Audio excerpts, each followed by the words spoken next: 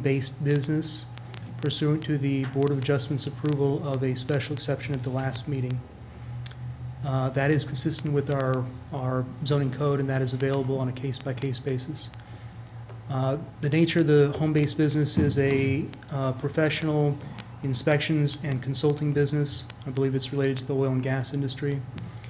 And also from time to time there will be mobile office trailers that he would have parked within the building, probably the storage building, just a couple of times a year. This rezoning application to downzone the property from residential to agricultural went to the Planning Commission meeting in October. We had the ordinance first reading at the last City Council meeting. This is the second reading and consideration for adoption.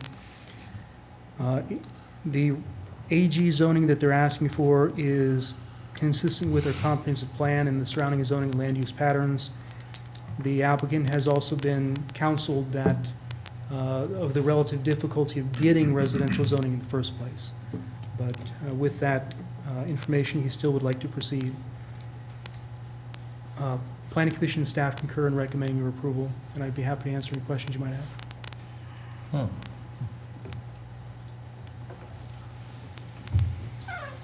Yeah, you don't see many of these going Yeah, back the other way. in reverse. Hey Eric, what's this letter from? We did receive a letter from Marco Placencia representing the adjoining owner Barra Acres LLC. Barra Acres LLC owns a lot of acreage in this area. There are two concerns expressed by the letter. One was for obnoxious noise, vibration, dust, things like that. And the nature of the business will not involve that whatsoever, and we have testimony from the Board of Adjustment meeting that that will not be the case. The other was that parking of trailers or other, commercial equipment on site could be unsightly. We did discuss that at the Board of Adjustment meeting. It was put into the approval conditions that the mobile office trailers, which are basically old FEMA trailers that are stripped out and turned into offices, must only be parked within the building. Is the applicant here? No.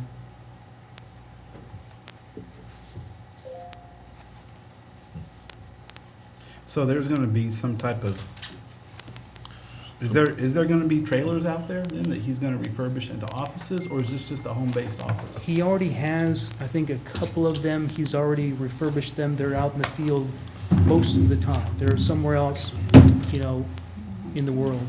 But a few times a year, he's expressed that he will need to park them when they're not deployed elsewhere. And they would have to be parked within the building. So it'll It's a actually big be building. in the building. Yeah.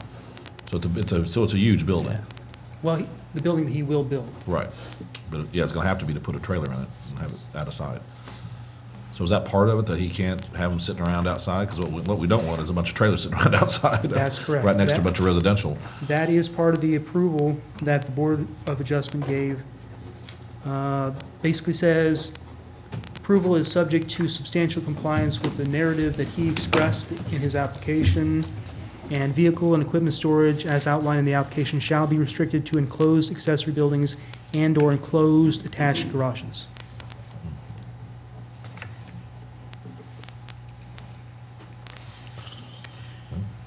Is it correct that he actually is a resident of Jinx, but is going to be setting up here at Harvard? Yes, he'll be building his home. So he's And building his accessory. home, so he's Yes. relocating to Bixby, settling in Bixby? Yep. Okay.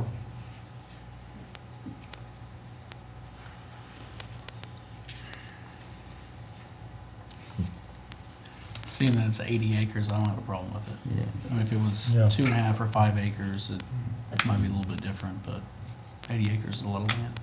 And then if he ever sells it, then they have to come back and rezone it back up. Yeah. Yeah. It seems like they've gone through a lot of work to make sure that they're playing ball. That's true. Now, Eric, the special exception would only be applied to him. It wouldn't pass on to a new owner. The special exception, Patrick, can, Right up to the land, it would go with. It yeah, would stay with it. but they have, any owner in the future must abide by the Same. Same. conditions of approval. Well, it sounds like the planning commission looked this over pretty good, guys. Any other discussion? Do we have a motion? A motion to approve. Second? King, Yes. Loudmout, Yes. Stewart, Yes. Guthrie. Yes. And Easton. Yes. Thank you all. Assistant City Manager's report.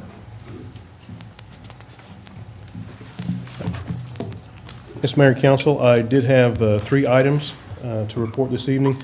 The first one was a reminder to all of our citizens that we do have an election tomorrow for the sales tax extension is on the ballot, and would encourage everyone to get out and vote tomorrow on those initiatives there. Also, next week, construction will start on the signal at 146th and Memorial. We met with ODOT this last week at a pre-construction meeting with the contractor. It's Keystone Services here, a local construction company, will be doing that work, and they will be starting next week. Memorial lane closures will only be between 9 and 3, and only at a few times during the course of construction. Probably the very first day as they saw in, but after that, Memorial should be open, but they'll start construction on it next week. The other thing that we discussed with ODOT is the turning lane at 136th on Memorial. They have let that in last month and awarded the bid to TriStar Construction. They've built several projects in the past, 111th, 121st, to name a couple of the projects they have completed here in town, but they were the low bidder. We don't have a schedule on that yet, but ODOT did award that, and we do have a contractor to start that work. Very good. Thank you. I'd be happy to entertain any questions if you have. Any questions?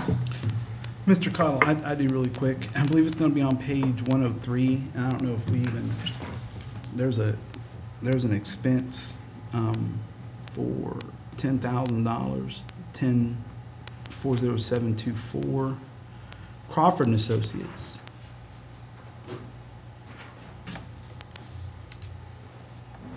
I'll have to defer to Betty on that one.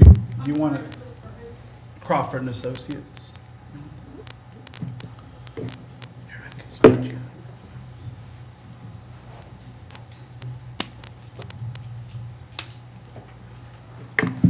Crawford and Associates is the firm that prepares our financial statements Okay. and gets them ready for the auditors.